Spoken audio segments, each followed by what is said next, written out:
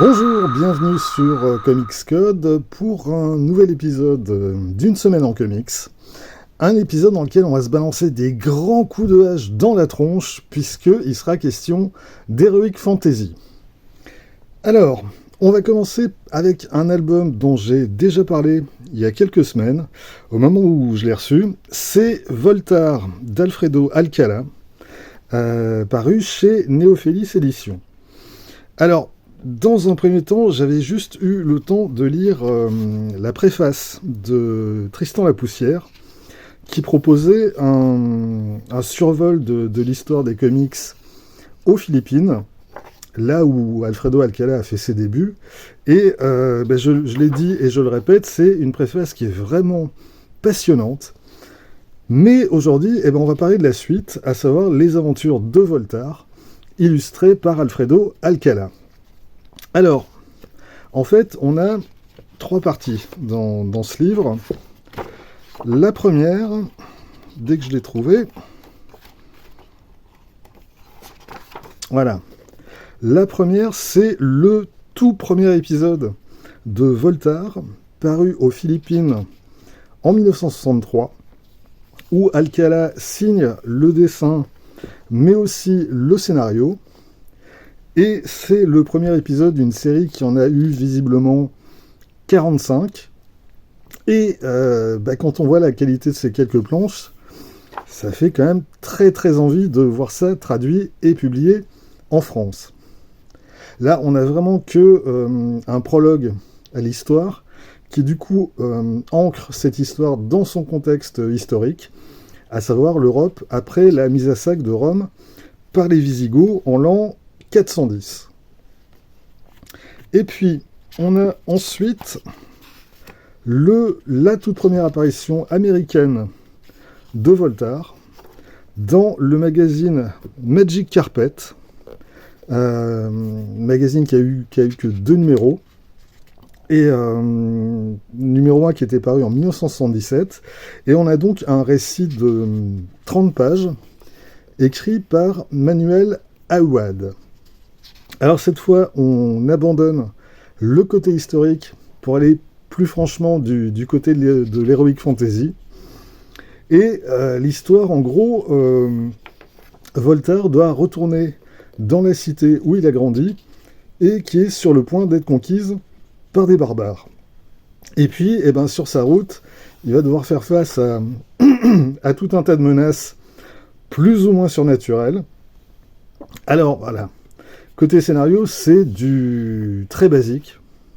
Mais alors par contre, niveau dessin, c'est absolument à tomber. C'est un noir et blanc qui est vraiment sublime, avec un ancrage qui est juste incroyable. Et c'est un dessin qui est à la fois ultra réaliste, ultra détaillé, mais en même temps qui reste toujours très dynamique, et en particulier dans les scènes d'action.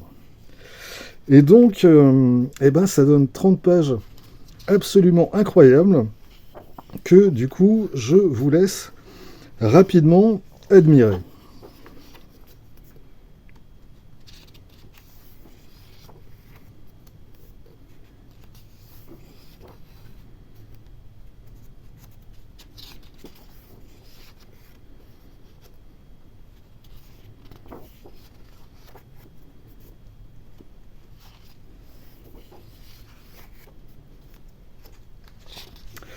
Et puis, ensuite, on a donc le dernier récit qui est paru à l'origine en feuilleton dans le magazine The Rook en 1980-1981. The Rook, qui était un magazine en noir et blanc publié par Warren Publishing, les mêmes qui publiaient Vampirella, Eerie et Creepy. Et là aussi, on a des choses de toute beauté.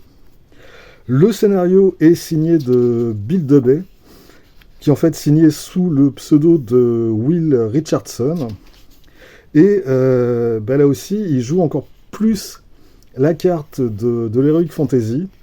Là, Voltaire, en fait, va passer une bonne partie de son temps à se battre contre des kobolds, Les kobolds, c'est grosso modo des cousins des gobelins et des orques. Et puis aussi contre un mystérieux chevalier noir qui a décidé de déclencher l'apocalypse. On a donc un récit qui fait au total 80 pages, qui est découpé en épisodes d'environ 10 pages chacun, avec du coup beaucoup de rebondissements et de cliffhangers. Alors là non plus, l'histoire n'est pas follement originale, si ce n'est quand même que Voltaire ne tient pas dans cette histoire le rôle de l'homme providentiel.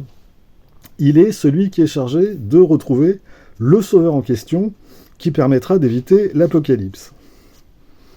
Alors, côté dessin, c'est pas tout à fait aussi sublime que le récit précédent, mais ça reste quand même d'un très très haut niveau. Avec là encore, on a régulièrement des planches qui sont incroyables. Et quand il dessine ces planches, Alcala, il a quand même une bonne cinquantaine d'années, mais là, il est vraiment au sommet de son art. Et alors, à la fin du volume, on a quelques reproductions de planches originales. On a aussi quelques illustrations qui, là aussi, sont vraiment à tomber. On a là la couverture du numéro 1 de Magic Carpet, où est paru donc le récit précédent. Et puis, on a un bon paquet de reproductions en couleur, de couvertures, qu'Alfredo Alcala a réalisées aux Philippines, tout au long de sa carrière.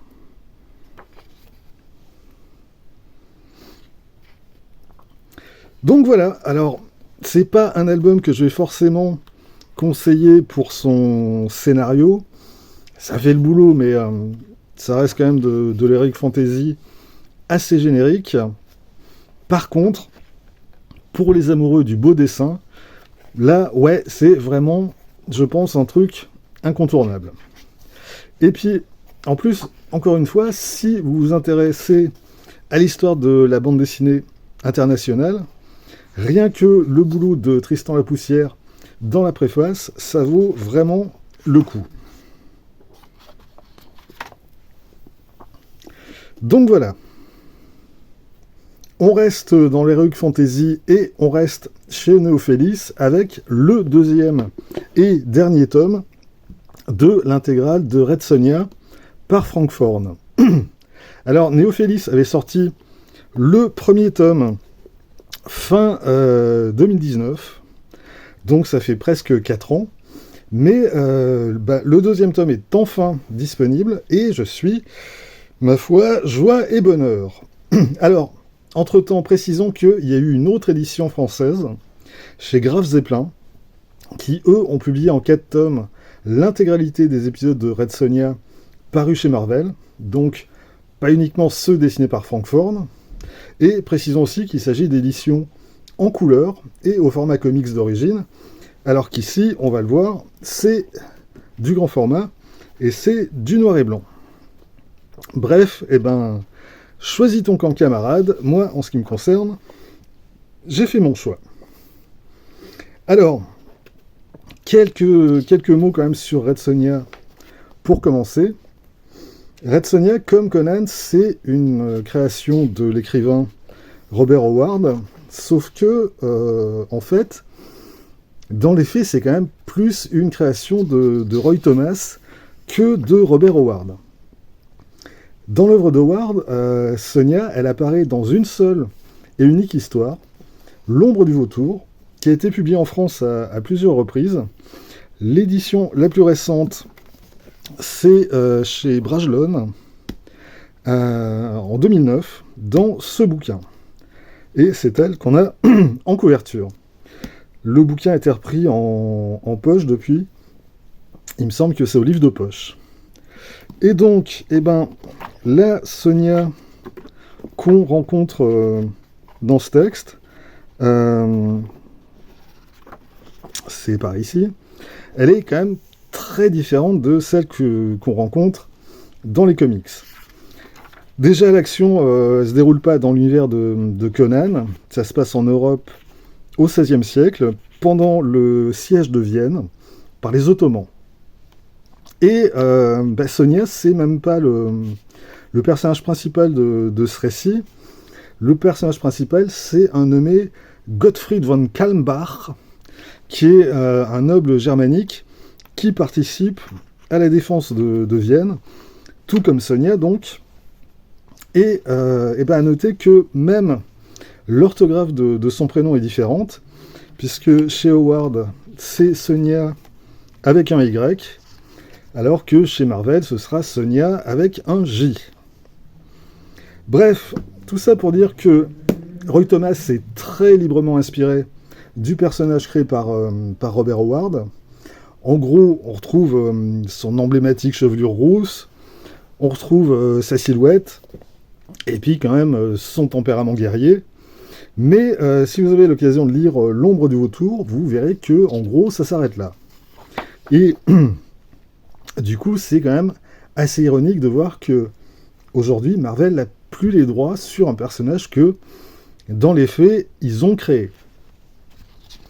Alors, ce deuxième tome reprend là où le premier s'était arrêté, et il propose les numéros 4 à 11 de la série Red Sonja, qui date de 1977-1978, ainsi que 2 récits qui étaient parus respectivement dans Savage Sword of Conan numéro 23 et 29, à la même époque. Les récits sont, pour la plupart, coécrits par Roy Thomas et Clara Noto, et Frank Thorne, il s'occupe de tout le reste, y compris en VO du lettrage. Et en gros, on a une première histoire en 3 épisodes, et une seconde en 5 épisodes, mais qui reste inachevée dans ce volume, puisque sa conclusion n'a pas été dessinée par Frank Thorne. Et donc, c'est de l'heroic fantasy tout à fait classique, c'est un peu moins bourrin que Conan, mais ça tranche pas mal quand même. Et on y retrouve quantité de créatures bizarres, et puis aussi tout un tas d'individus qui vont croiser le chemin de Sonia, et qui, en règle générale, ont quand même souvent tendance à la trahir et à essayer de profiter d'elle. Et donc, avec au centre de ces histoires, Red Sonja, qui est une sorte de trompe-la-mort, qui se retrouve souvent dans des situations désespérées, et qui s'en sort toujours de manière plus ou moins capillotractée. Alors en fait, comme pour Voltaire, c'est vraiment un album qui vaut avant tout pour ses dessins. Même si Frank Thorne œuvre dans un style qui est très très différent de celui d'Alfredo Alcala. Là, on n'est pas du tout sur le même degré de réalisme. On a quelque chose de beaucoup plus stylisé, avec un ancrage qui est lui aussi très différent, avec beaucoup plus d'aplats noirs, et puis avec des pages remplies ras la gueule, et souvent des décors, des paysages et des costumes vraiment magnifiques. Dans la préface à ce tome, Roy Thomas décrit le style de Frank Thorne en parlant de faste ornemental, et vraiment je trouve l'expression absolument parfaite, le faste ornemental. C'est exactement ça. Et ça donne des choses aussi belles que ça. Et en fin de volume, on a les 2 récits qui étaient parus dans Savage Sword of Conan, qui était le magazine en noir et blanc grand format de chez Marvel, qui était consacré à Conan et plus généralement à l'univers de Robert Howard. Alors, niveau dessin, c'est toujours aussi beau. Et puis, à noter que pour le 2e épisode, Frank Thorne, en plus du dessin, signe également le scénario. Et ça donne une histoire assez curieuse, The Wizard and Red Sonja Show, avec un magicien qui tente d'invoquer Red Sonja et qui va se retrouver face à 5 incarnations différentes du personnage. Alors, le magicien barbu, c'est Frank Thorne lui-même, et quant aux 5 Red Sonja qu'on voit là, pour avoir davantage d'explications, en fait, il faut aller chercher du côté de la VO et des numéros de Savage Sword of Conan en question. Alors, déjà, dans le numéro 23, avant le récit de Red Sonja proprement dit, on a plusieurs pages intéressantes. Hop. On a d'abord cette double page par Wendy Pini. Alors, Wendy Pini, c'est la créatrice, avec son mari Richard, de la série ElfQuest, qui a un temps été publiée par Marvel et qui est un des classiques des séries indé américaines dans les années 70-80. Ici, c'est elle qui dessine Red Sonja sur la page de gauche et qui lui crée aussi une petite chanson sur la page de droite. Et puis ensuite, on a un reportage photo. Red Sonja at the Mall, qui est consacré en fait à un de ses spectacles qu'organisait Frank Thorne à l'époque. Donc, Frank Thorne, c'est lui, au centre de la photo, avec à gauche Wendy Pini, encore elle, et à droite Linda Berle, et toutes les deux costumées en Red Sonja. Et donc, ouais, les fans américains à l'époque ont eu droit à ce genre de show entre cosplay et théâtre de rue. Et sur la double page suivante, on a Linda Berle et Frank Thorne en spectacle. Et ensuite, on a, on retrouve ici dans l'assistance quelques noms connus. Ici en bas à gauche, la qualité de la photo est pas top, mais c'est Dave Cockrum. Et sur la page de droite, on a ici Pablo Marcos, ici Rudy Nebres et ici Ernie Chan, qui étaient 3 artistes philippins qui ont beaucoup bossé pour Marvel à l'époque. Et donc ensuite, on a le récit de Frank Thorne proprement dit, qu'on retrouve donc dans la VF. Et puis, même chose dans Savage Sword of Conan numéro 29, où on trouve aussi quelques petites choses intéressantes et quelques pin-up, notamment de Red Sonja, ici par Bruce Patterson et Neil Adams. Et puis, quelques pages plus loin, c'est à nouveau elle, cette fois dessinée par Rudy Nebres. Et puis, on a à nouveau un photoreportage avec à nouveau Frank Thorne en magicien. Et cette fois, elles sont 5 à porter le costume de Red Sonja. Alors, on retrouve Linda Berle, puis Angélique Trouvert. Si ça, c'est pas un joli nom, ça. Angélique Trouvert. On a en bas Diane de Kelb, qui, elle, c'est plutôt la version originale du personnage, celle de Robert Howard, donc. On a Wendy Snow. Et enfin, sur la dernière page, à nouveau Wendy Pini. Et c'est donc ces 5 incarnations de Red Sonja qu'on va retrouver ensuite dans le récit de Wizard and Red Sonja Show, que voilà. Et que je vous remets en VF. Voilà. Alors, c'est sûr que ça aurait été cool de retrouver les photos de Savage Sword dans la version française, mais bon, déjà là, la qualité de reproduction des photos est vraiment pas folle, donc j'imagine que ça aurait quand même été très compliqué, voire impossible de mettre la main sur des documents exploitables. Quoi qu'il en soit, Néophélis a vraiment fait du très très bon boulot sur ces 2 volumes, et encore une fois, je trouve que le noir et blanc convient idéalement bien aux planches de Frank Thorne. Alors, après, voilà, si vous préférez la couleur, allez jeter un œil du côté des tomes qu'a publié Graf Zeppelin. Je ne les ai pas vus, mais en général, ils font eux aussi du très chouette boulot, donc c'est sans doute très bien aussi. Et puis, allez, pour la suite, eh ben, pourquoi pas une édition française de Gita d'Alizar.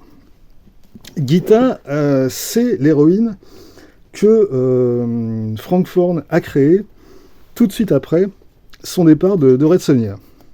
Et en gros, Gita et Sonia, bah, c'est la même, sauf que Gita est blonde, même si ça se voit pas trop là sur les planches en noir et blanc, et que bah, elle est quand même souvent encore moins habillée que Red Sonja.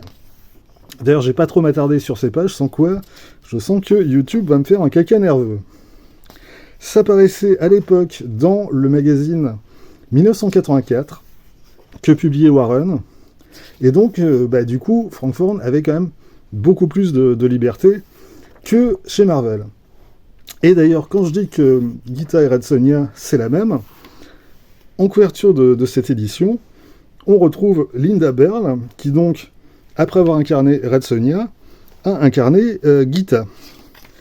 On a également quelques photos sur les premières pages intérieures. Alors, en France, une partie des aventures de Gita a été publiée dans le magazine Air Comprimé, dans les années 80. Ici, j'ai pris le numéro 34.